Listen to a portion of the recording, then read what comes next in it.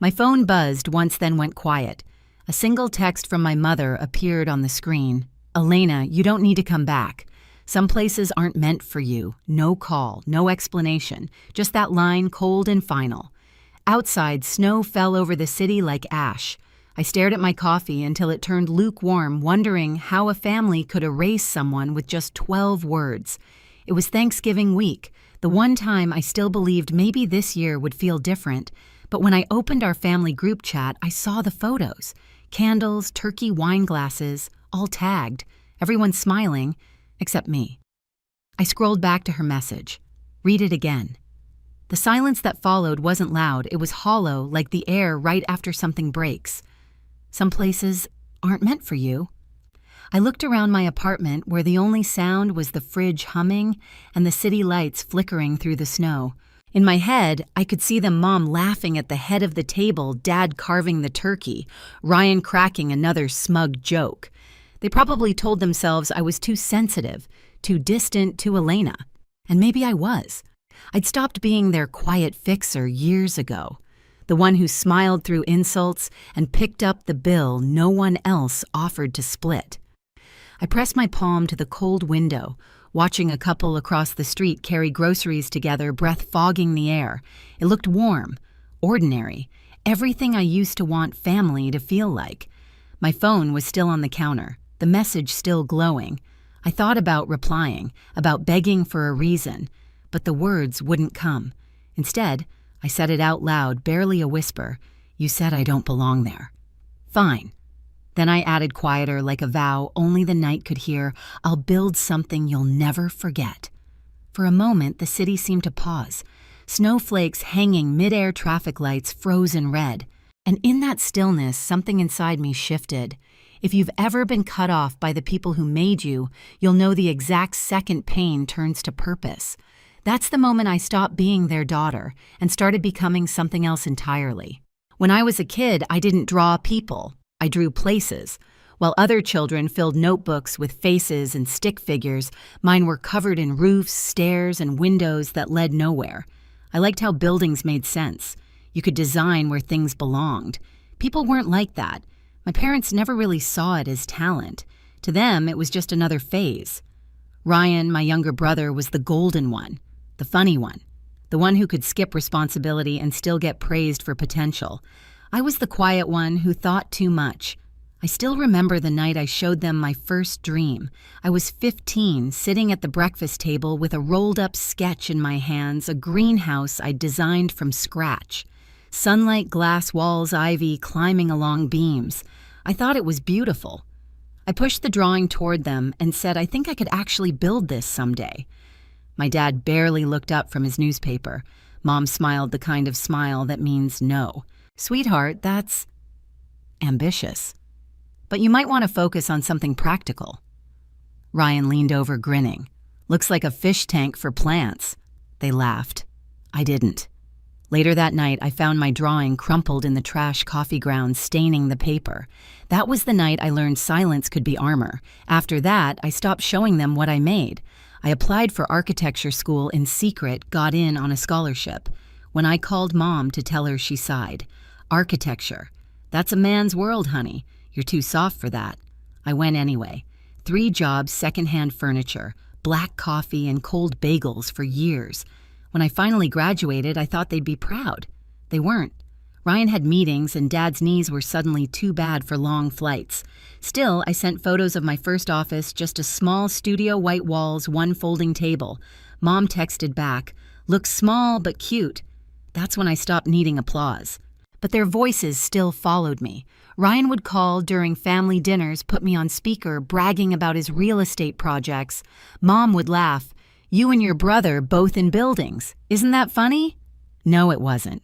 Here's the thing about being invisible. You start to get comfortable in the quiet. You build your life brick by brick, thinking no one notices, until one day, you look up and realize the thing you've built is stronger than the people who doubted you. It's funny how silence, when kept long enough, starts to sound a lot like strength. And all it takes is one dinner, one sentence, one push to make you remember exactly what you're capable of. The night everything cracked open started quietly. We were gathered around my parents' long oak table, the same one that had seen every birthday, every holiday, every argument politely disguised as family talk.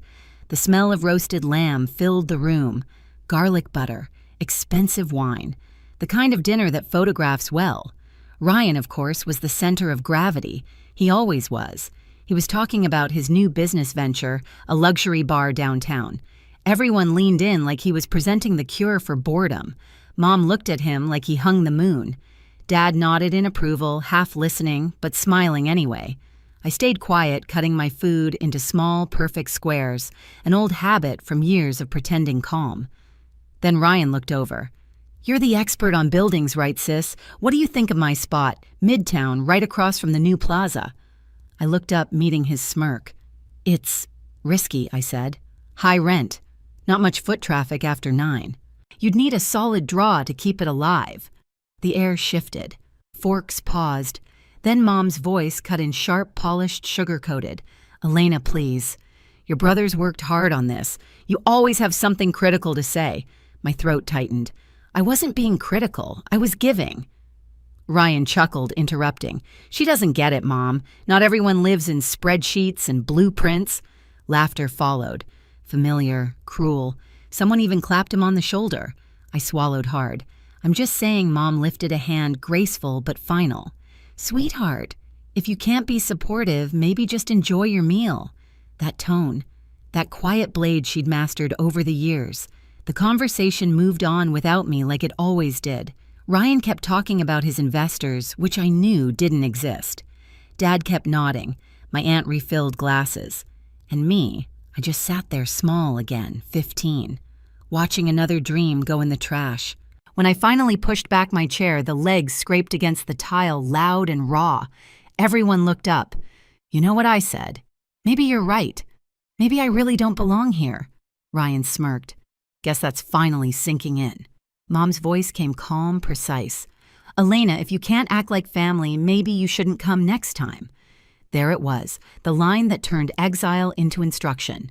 I didn't argue, didn't cry.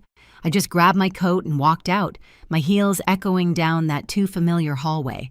Through the reflection in the glass door, I saw them still laughing, still eating as if I'd never existed. When I reached my car, my phone buzzed. A message from Mom, "Don't come back until you learn to respect your brother." I stared at the screen until the glow blurred into the frost on the windshield. That was it. The moment the warmth finally burned out and something colder, cleaner, stronger took its place. The days after that dinner passed in a kind of quiet blur. I didn't call anyone. Not Mom, not Ryan, not even Lydia, my business partner, my one steady constant, through every storm. I went to work, smiled when needed, nodded through meetings, but everything inside me felt muted, like I was moving through fog. Then one morning, something shifted.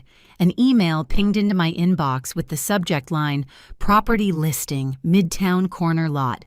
I almost deleted it, until I saw the address. The same block Ryan had bragged about at dinner, the same dream spot he couldn't stop boasting about, and now it was for sale. I sat frozen, staring at the screen. The cursor blinked at the edge of possibility. Lydia poked her head into my office, coffee in hand. "You look like you've seen a ghost." I turned the monitor toward her. "Remember the spot Ryan wanted for his bar?" She squinted. "Yeah. The one he said was too exclusive for small projects." I nodded. "It's open. And I can afford it." For a long moment, she said nothing, just stared, lips curving into a slow grin. "You're thinking about buying it, aren't you?" I didn't answer. I didn't need to. That night, I drove down to the lot. The city was half asleep, rain in the air, neon lights flickering from the diner across the street. I parked, stepped out, and walked the cracked perimeter boots crunching over gravel. The old brick walls still stood weathered but strong. Rusted beams reached toward the sky like bones. I could already see it, the glass, the light, the open atrium filled with air and green. A space that didn't need anyone's approval to exist. By the end of the week, I'd sign the offer. By the end of the month, it was mine. Construction began slow then, all at once. Mornings before dawn, steel rising against the skyline. The smell of metal coffee and wet dust became my new perfume. Lydia would show up with 2 cups and a grin. "You're not just building a space," she said once. "You're exorcising ghosts." Maybe she was right. Every beam, every wall, it all felt like rewriting something old. A year passed in blueprints and concrete. No phone calls from home, no texts, just the sound of progress humming through silence. When it finally stood finished, I walked through it at sunrise. Glass above me, marble beneath, light everywhere. My reflection in the mirrored panels looked different, still me, but steadier anchored. We called it the Atrium by Voss. It wasn't revenge. It was proof. My name standing tall on the skyline they said I didn't belong to. A week before the grand opening, Lydia slid a newspaper across my desk. "Look," she said, tapping the headline. "They're calling it the city's new landmark." I smiled, slow, quiet, certain. They told me never to come back. Soon they'd be walking through doors with my name on them. Opening night felt like stepping into another life. The atrium shimmered under amber light, every panel of glass reflecting the city's heartbeat. Soft jazz floated through the air, blending with the hum of voices and champagne laughter. It didn't smell like revenge. It smelled like arrival. Guests poured in, dressed to impress clients, architects, investors, even a few critics who once ignored my calls. I smiled, shook hands, felt the warmth of cameras flashing. Lydia glided through the crowd in a green silk dress, clipboard in one hand, champagne in the other. She leaned close, whispering over the music. "You did it," I smiled back, about to answer. And then I heard it, a voice that didn't belong here. Too loud, too familiar. "Ryan." I froze, glass in hand. I turned toward the entrance, and there they were. My brother Tuck's jacket unbuttoned, confidence oozing like spilled liquor. Behind him, my mother clutching her purse like she owned the room. And my father a step behind, quiet as ever, eyes darting everywhere but mine. For half a second, I thought maybe I was hallucinating. But then Ryan's laugh rolled across the marble floor, and the sound made my chest tighten. "Guess word gets around," Lydia murmured beside me. They weren't on the guest list. I knew every name that walked through these doors. At the front desk, the hostess smiled politely. "I'm sorry, sir. There's no reservation under Voss." Ryan frowned. "Check again. It's our name on the building, isn't it?" Mom stepped forward, her tone dripping superiority. "We were told this was a private family event. I'm Mrs. Voss." The hostess hesitated, then looked toward me. I set my glass down, walked across the floor. The chatter around us dimmed with each click of my heels. "Good evening," I said softly.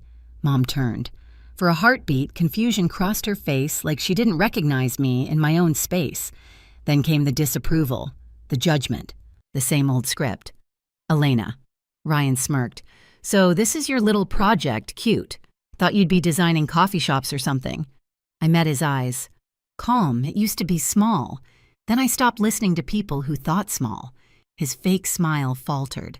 "We'll take a table," he said quickly. "We're family after all."